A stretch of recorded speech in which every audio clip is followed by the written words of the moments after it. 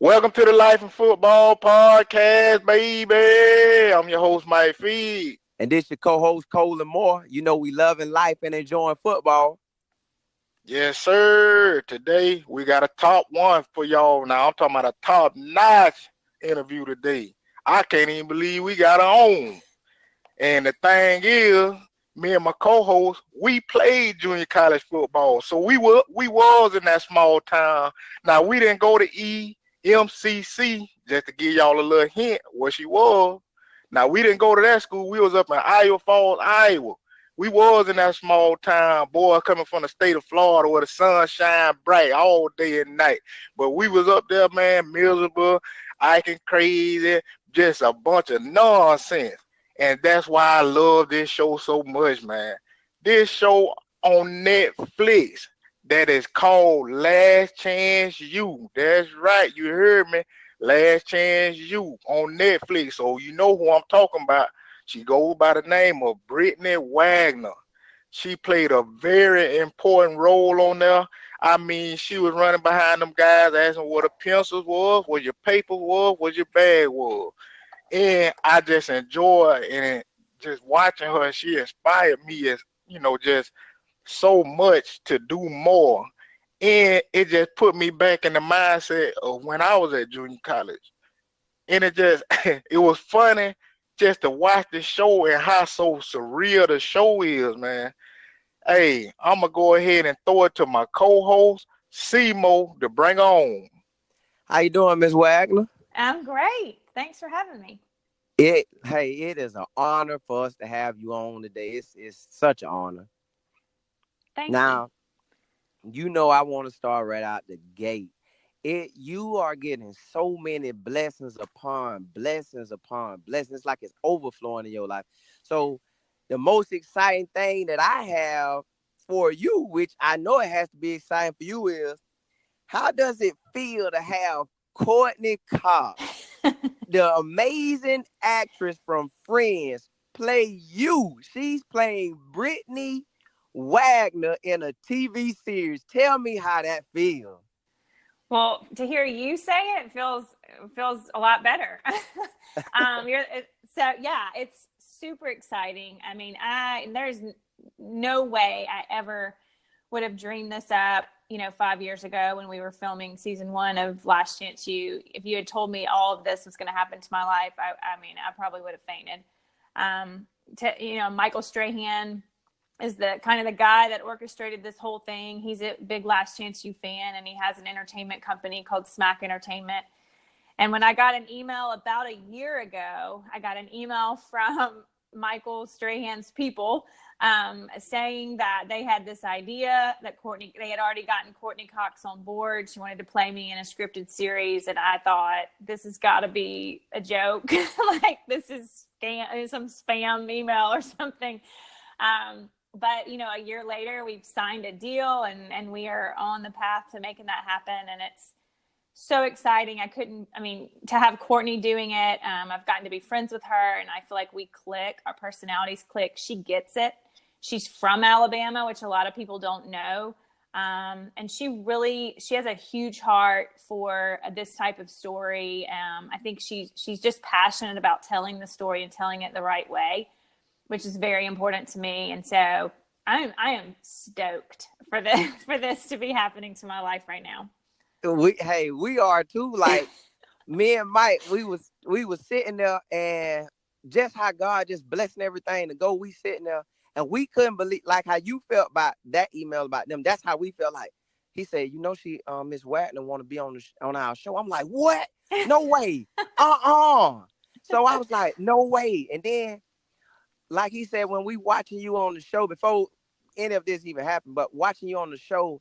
And just to see how real you were with the players and stuff, it's just God just blessing you for being the good person you are. That when I was sitting there thinking about it, I said, she went from nobody, just normal. Yeah. Everybody's still normal, but nobody knowing to now they're seeing your life in such a good manner that they had to call you and email you to start a show that show how good you was in real life. Like, I don't know. That just feels so good to me. Like it is amazing, and I think that, for me, the lesson learned in all of that was I was just myself, and I wasn't, when we started filming the show, truth be told, I didn't even have Netflix.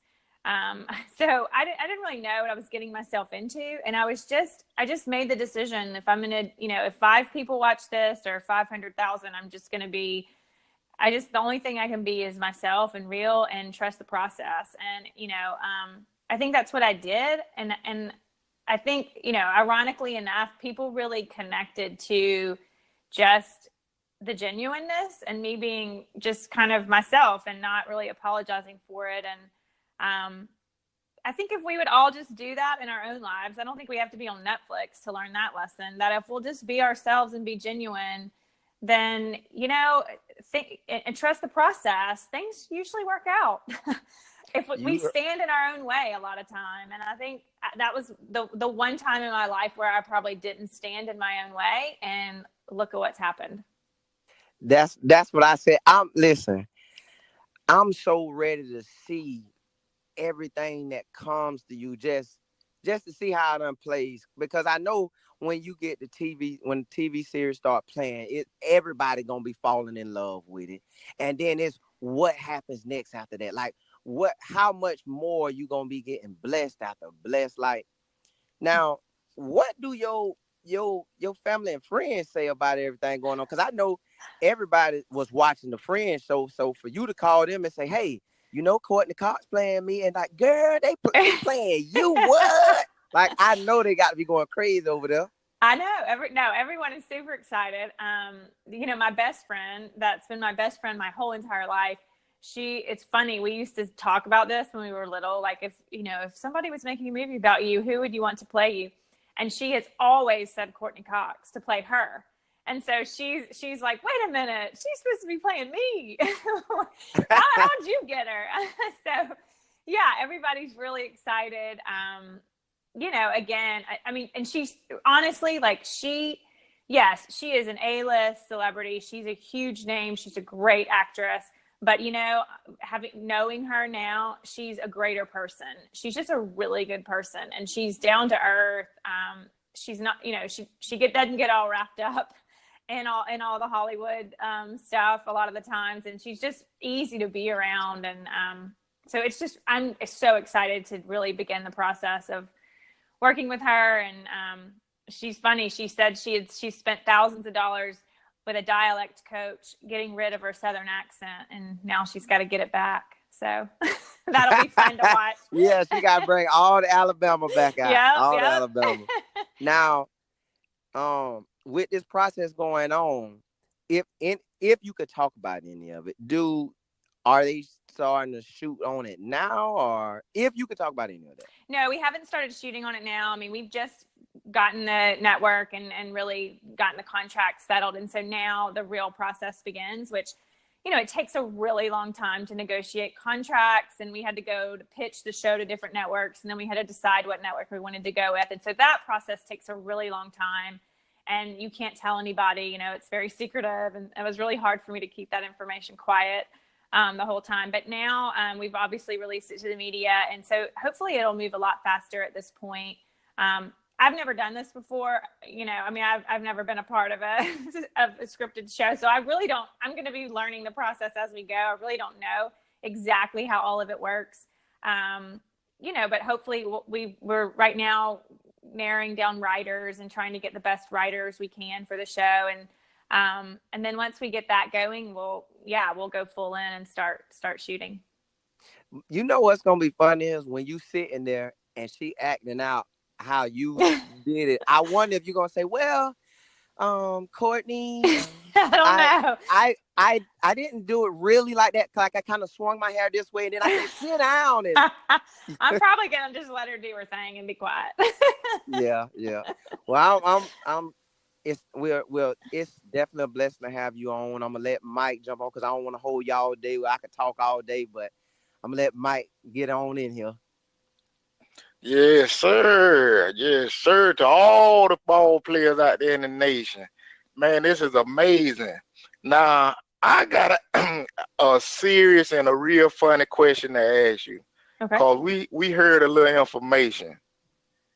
Did you make a rap song before you left MCC? I did. It's on the internet somewhere. I'm not real sure how to find it. At some point, I think it was posted on my Twitter, but I did. The guys, on season 2, the guys had the recording studio. One of our players, Rodney Jackson, had all the equipment, and so he had his dorm room turned into like this recording studio. And the guys would, every night, this is what they did. There was nothing else to do, obviously, in scuba, and so this is what they would do. They would go in there and they'd make these rap songs, and and the next day they'd come in my office and I'd hear about it, the process last night. They'd be making fun of somebody or talking about somebody made a really good song. And so I was constantly hearing about this. And then they played the song Chauncey wrote for his mom. And, every now and then I would get to hear some of the songs. And so one day they said, Miss Wagner, you need to record one. And at first I just was like, no, like not happening, not y'all, that will not be put out on social media. Not going to happen. And then I decided to leave and knew I was leaving, and the guys, they had so much fun with it. And I just felt like, this is a fun way for them to see kind of a different side of me, and just to be a human being and have fun with them for a minute. And so Netflix was on board with filming. They actually filmed it. It didn't make the show, but they did film it. And so we moved all of the recording equipment to my office one afternoon, and we made my office a recording studio. And I had probably 5 guys in there that helped me write it. I obviously would not do a very good job of writing a rap song myself. So the guys were all in there and they kind of helped me write it. And, we would practice and then we recorded it. It took about 3 takes, if I remember correctly, to get it down. But it was really a lot of fun. I'm really glad I did it. And it's out there somewhere. I'm not real sure where it is, but it's out there and it's funny. It's bad, but it was fun. It's a good memory for me to have with those guys for sure. Yeah, that's a funny story. And now, okay, just to get a little insight, tell us what other jobs you were looking at before you took that East Mississippi job. Like, how did you end up at scuba? Like, what was the determining factor? Yeah, I had been in the business before. I'd worked, I'm not real sure how long I had been in the business before I went to scuba. I'd have to really sit down and think about the timeline, but I had worked at some other schools. Right before I went to scuba, I was actually working at Mississippi State University. So I was working in the SEC, and I loved it. That working at that level is a little different than working with the junior college athlete. And I got the opportunity to go to East Mississippi. They didn't have anybody in that position. They were creating that position kind of for me. And I looked at it 2 ways. I looked at it, one, as an opportunity to build a program from the ground up. I was going to start the program. I was going to be able to build it the way that I thought it should be run. And that was really exciting to me, to be able to build it from the ground up and kind of watch it grow. Coach Stevens and I kind of got there at the same time. So not only was I going to be building the academic program, but he was going to be building football. And I really looked at it as an opportunity for us to build a championship program together, which was super exciting to me. And then I also looked at it as, having worked in the SEC and in Division I my whole career, it's just there's a different mentality with the athletes. A lot of times there's a different goal with the athletes, and not to say that academics isn't important to them, but it's not, I guess you could call it a life and death situation. It's not a life and death situation for a lot of those guys. They're already at that level. And so for me, I looked at junior college players as having more of an impact, really being able to mold and shape and influence their lives, because they were at that point where it kind of was a life and death situation. This was their one shot, their one opportunity, and academics was tied to that. And so I just looked at it as a way to really make a difference, more so maybe than I was doing in the SEC. And it was a challenge to me. And at that time, I was ready to be challenged. And so yeah, I took the job, and the rest is history. No, I got to give my hats off to you, because you did such a great job there. Like I just said earlier in the opening, me and my co-host, we played junior college football. And it is hard just being away from home and in a small town, and for some reason, I was actually okay, but I noticed a lot of guys, especially like my teammates from Florida and other places, they had a pretty big city. They would just complain and whine, and it just be little petty stuff that they don't want to go to class, and just to Mhm. have somebody like you at that school, that's plays a big part in how much you cared. And I realized how much you cared when DJ Law was pretty much, he was thinking about quitting. He had got injured, and he was Mhm. thinking about coming home back home to Haines City in Florida, and you stuck there. I mean, you was calling him on the show. Hey, DJ, he's not picking up the phone, coach. He's not picking up the phone. And you tell it. You go to the class, and he's steady walking off, and you grab him by the arm. I just love watching that and how much you care. Like, how did that come about with you just being so concerned and just involved like that? I think I've always had a little bit of that in me. I think my parents instilled some of that in me from a small age. I've always been aware that other people maybe didn't grow up in the same situation I did, and I've always kind of been aware of people around me and that other people, may be struggling. And so I think some of that was just ingrained in me at a very young age. I think in working with athletes, that wasn't always my attitude. I wasn't necessarily like that earlier in my career, but I started seeing the athletes as human beings rather than statistics. I think a lot of time when you're in a pressure-packed situation like that, when you're in college athletics, you forget that you're working with human beings because you see touchdowns, yards, you see wins and losses and X's and O's, and you forget that it's a human being with a story. And at some point in my career, that changed for me, and I stopped seeing the athlete as wins and losses or graduation rates, and I started seeing them as human beings. And when you do that, then you listen to their story.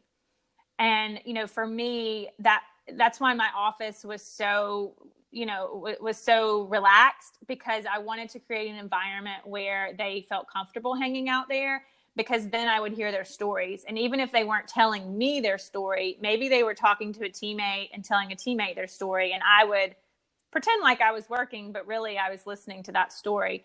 And as I would learn those stories, then I would start to see, like, okay, well, that's why he does that, or that's why, this is happening, through hearing their stories. And I just knew the consequences. I mean, I knew the consequences for those guys if this didn't work out. I mean, for a lot of them, I knew that this was their only shot at getting an education. For a lot of them, I knew this was their only shot at getting out of an environment that wasn't good for them.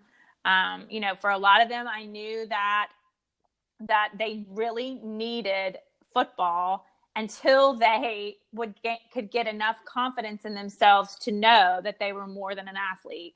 But I knew that for a while, they really needed to build that confidence up being that athlete till they could realize that they had more abilities than just playing football. And so I don't really know. I mean, some of it was probably a being bigger than myself, a God thing of just instilling in me the right reactions. But I think hearing people's stories is really important, because when you know where people are coming from, then you understand why they act the way they do. That's amazing, and I just got to give my hats off to you.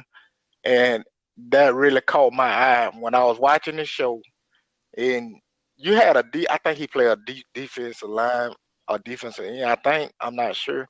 You had him sitting in your chair, and it was around the situation with DJ. And you asked him. You said, "What's with this?" You Mm-hmm. said, "I don't get it. What are you going back to?" This happened every year, every time after Mm-hmm. time. And I just, from that moment, that's what made me just ask you what I asked you about that. So, I got to give my hats off to you. Now, another thing we want to know, I also noticed looking different information up on you. It said you was a cheerleading coach and a workout coordinator. Yeah. That's the thing about working at a junior college. You wear a lot of hats because there's not a lot of people, and so everybody's doing a little bit of everything. And so when I first started working there, I was hired, to build this athletic academic program, but then they found out that I had some cheerleading experience in my past. And so all of a sudden I was told, well, you're also going to be the cheerleading coach. And so the first 3 years that I was working there, I was the head coach for the cheerleading squad and that was a huge responsibility. A lot of people, and then you have to recruit and you have to have tryouts and you have to make sure they act right, and then you have to actually teach them how to cheer.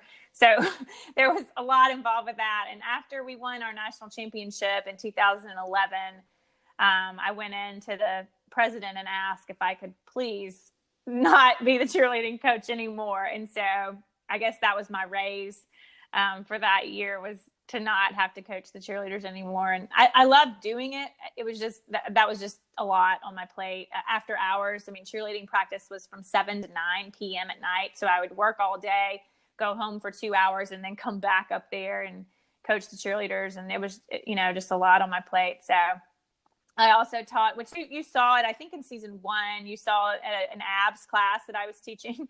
So that was the fitness part of it. We had aerobics classes, and I taught a 15-minute abs class, I think 3 times a week. So, which that wasn't that big of a deal because I loved doing that anyway. But yeah, you do whatever they tell you to do when you're working at a JUCO. Okay. Now, for us, just being able to be on that show and on Netflix, and you mentioned that you didn't have Netflix before the show. What's some of your favorite shows on Netflix? I saw one of them supposed to be Making of a Murderer. Yeah, well, that was the first show I ever watched on Netflix. When I got Netflix while we were in the middle of filming season 1. And that was a show that one of the producers of our show had told me to watch. And so that was the very first show I ever watched. And I loved it. I was just captivated by that story. Since then, I'm a Stranger Things fan. Season 1 of our show actually came out about the same time that Stranger Things came out. And so when we were doing our press tour for season 1, we were at the same press event with Stranger Things. So I got to know the kids on the show and got to meet Winona Ryder. And so I'm a fan of that show. I think it's a great, great, captivating story as well. I haven't watched the latest season yet.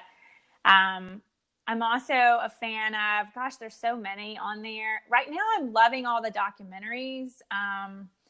There's so many great documentaries on Netflix. There's the new one that just came out, When They See Us, about our criminal justice system, which is heartbreaking, but a really good documentary that I'm loving. So I liked Bird Box, which was the movie with Sandra Bullock. That was fantastic. I just finished the show. I think it's called What If, with Renee Zellweger. It was weird but good. So yeah, there's a ton. Well, hey, in closing, I just want to say thank you. And also, I like to watch a lot of those shows as well, the documentary, and I love watching Last Chance U.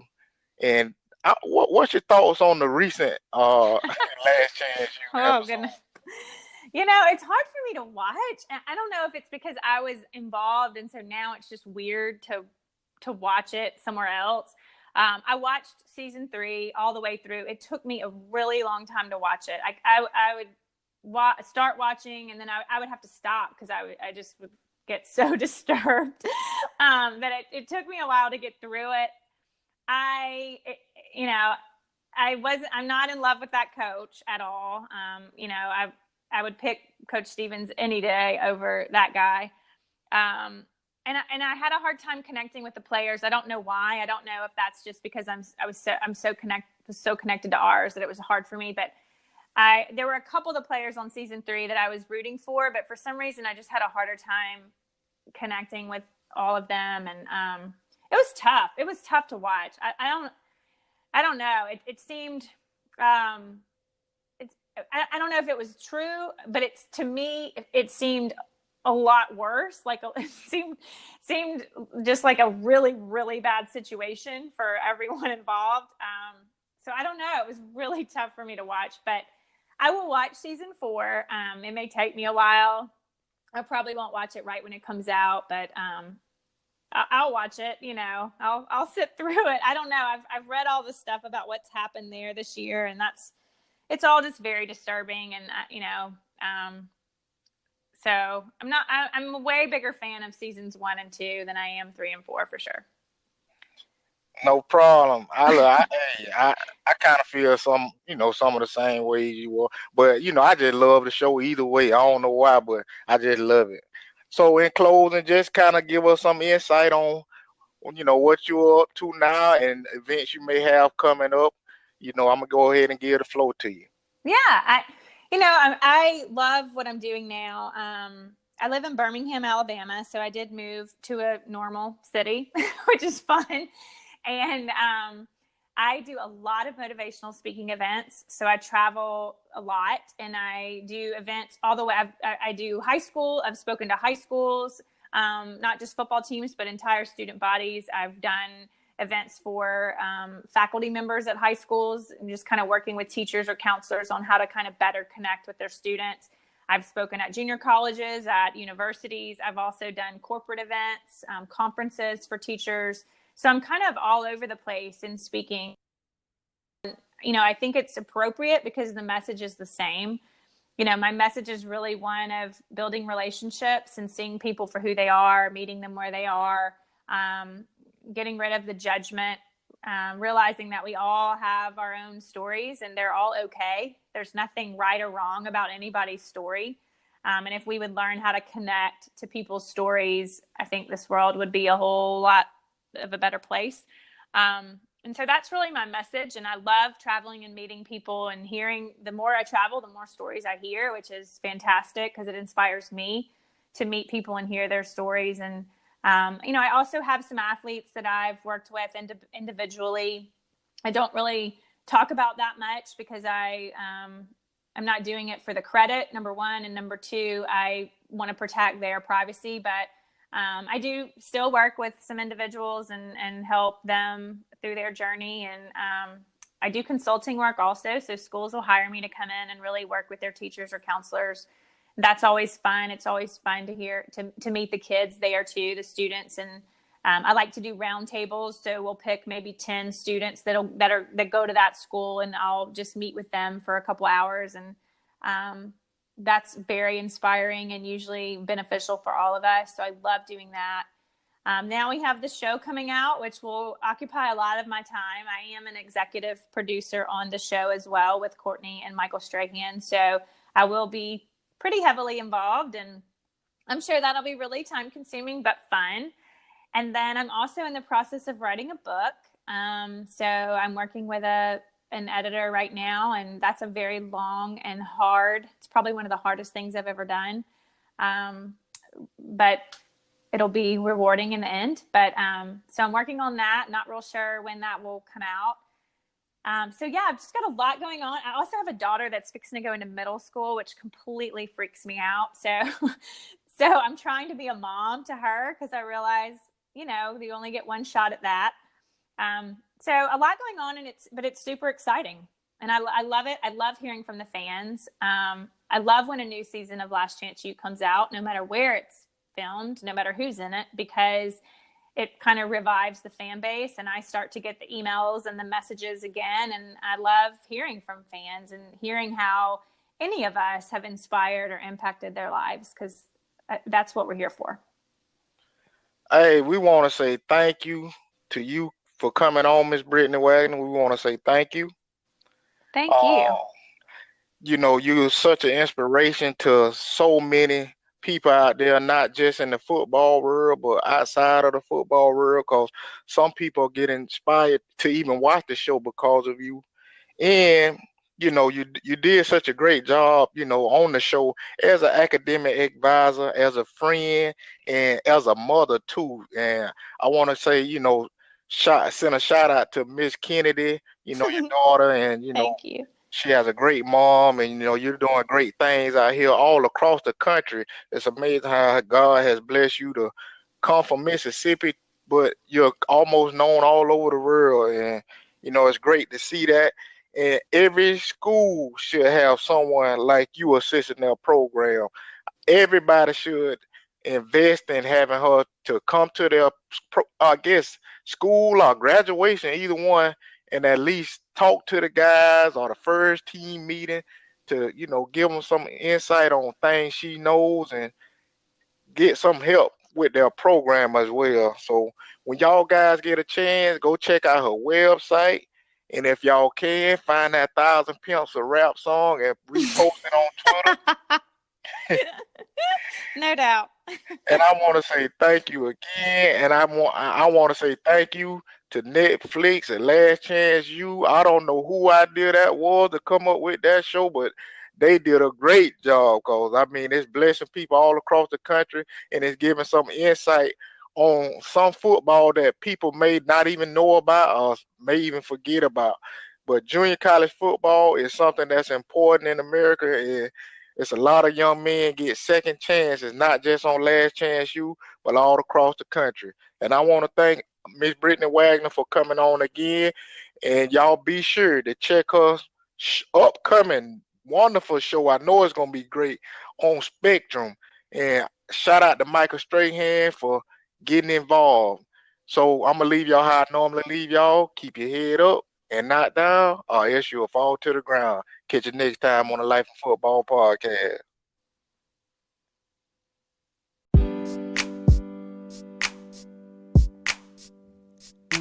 This is a new day to live your life. This is a new day to try to get right. This is a new day to get on track. Yeah, that's life in football. This is a new day to live your life. This is a new day to try to get right. This is a new day to get on track. Yeah, that's life in football. It's life in football.